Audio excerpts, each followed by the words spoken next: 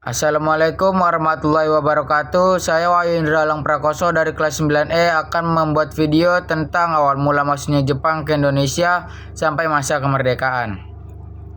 Baiklah, saya akan menjelaskan mulai dari awal hingga akhir, yang dimana diawali dengan masuknya Jepang ke Indonesia pada tanggal 11 Januari 1942 ketika pasukan Jepang mendarat di Tarakan, Kalimantan. Sebagai bagian dari ekspansi mereka dalam Perang Dunia II, kedatangan Jepang bertujuan untuk menguasai sumber daya alam Indonesia, terutama minyak bumi yang sangat penting untuk kebutuhan perang. Setelah berhasil merebut Tarakan, Jepang melanjutkan serangan ke berbagai wilayah strategis seperti Balikpapan, Palembang, dan Jawa. Dalam waktu yang relatif singkat, kekuatan Belanda berhasil dilumpuhkan. Puncaknya terjadi pada bulan Maret 1942 melalui kapitulasi Kalijati, di mana Belanda menyerah tanpa syarat kepada Jepang. Sejak saat itu, Indonesia resmi berada di bawah kekuasaan Jepang. Pada awal kedatangannya, Jepang menggunakan propaganda untuk menarik simpati rakyat Indonesia. Mereka menyebut diri sebagai saudara tua dan menjanjikan kemerdekaan bagi bangsa Indonesia. Banyak rakyat yang awalnya percaya dan menyambut kedatangan Jepang dengan harapan kehidupan akan menjadi lebih baik dibandingkan masa penjajahan Belanda. Namun, kenyataan tersebut menjadi sebaliknya. Jepang menerapkan pemerintahan militer yang sangat ketat dan otoriter. Seluruh aspek kehidupan rakyat diatur dan diawasi. Kebebasan berpendapat dibatasi dan segala bentuk perlawanan ditindak dengan keras. Salah satu kebijakan Jepang yang paling menyengsarakan rakyat adalah sistem kerja paksa atau Romusa. Dalam sistem ini, rakyat Indonesia dipaksa bekerja untuk membangun jalan, rel kereta api, benteng pertahanan, hingga lapangan udara tanpa mendapatkan upah yang layak. Kondisi kerja yang sangat berat ditambah dengan kurangnya makanan dan perawatan menyebabkan banyak Romusa jatuh sakit hingga meninggal dunia. Selain itu, Jepang juga merampas hasil pertanian rakyat untuk kebutuhan perang, sehingga menyebabkan kelangkaan bahan makanan dan kelaparan di berbagai daerah. Di sisi lain, Jepang juga melakukan berbagai upaya untuk mendapatkan dukungan Indonesia. Salah satunya membentuk organisasi-organisasi yang melibatkan tokoh-tokoh nasional. Jepang mendirikan BPUPKI yang bertugas merumuskan dasar negara dan rancangan konstitusi. Setelah itu, dibentuk pula PPKI yang bertugas mempersiapkan kemerdekaan Indonesia.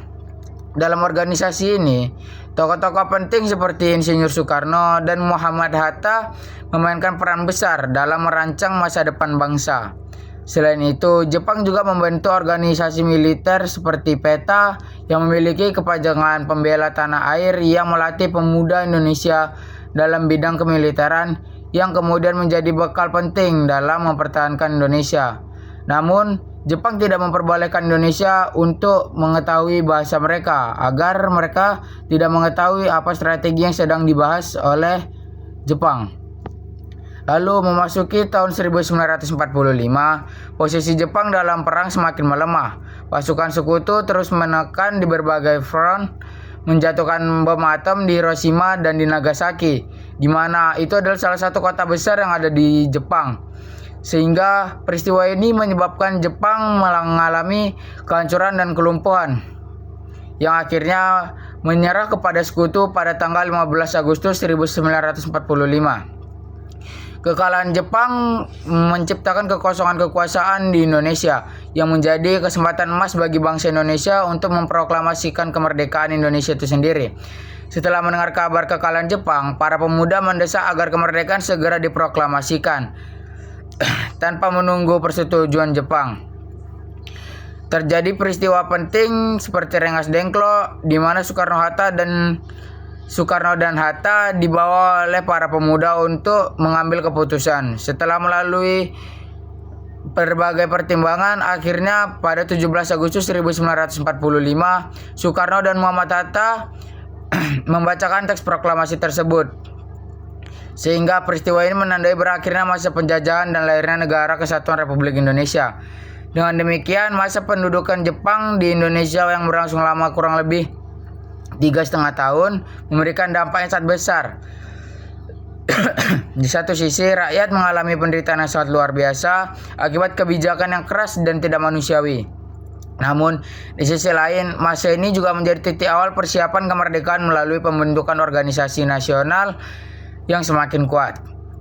Semua proses tersebut akhirnya membawa Indonesia menuju kemerdekaan yang telah lama diperjuangkan oleh seluruh rakyat, yang akhirnya dapat diambil oleh Indonesia itu sendiri. Namun, mengapa Jepang sampai berani untuk masuk ke wilayah Indonesia? Seperti yang kita tahu bahwa Jepang termasuk salah satu negara blok Aksis yang terdiri dari Jerman, Jepang, dan Italia. Jadi dia berani untuk masuk ke Indonesia dengan awalnya menghasut rakyat Indonesia untuk membebaskan mereka, namun terselubung niat jahat, yaitu untuk mengambil sumber daya alam dan minyak tanah untuk kepentingan perang. Baiklah, mungkin itu saja yang dapat saya sampaikan. Kurang dan lebihnya saya mohon maaf. Wassalamualaikum warahmatullahi wabarakatuh.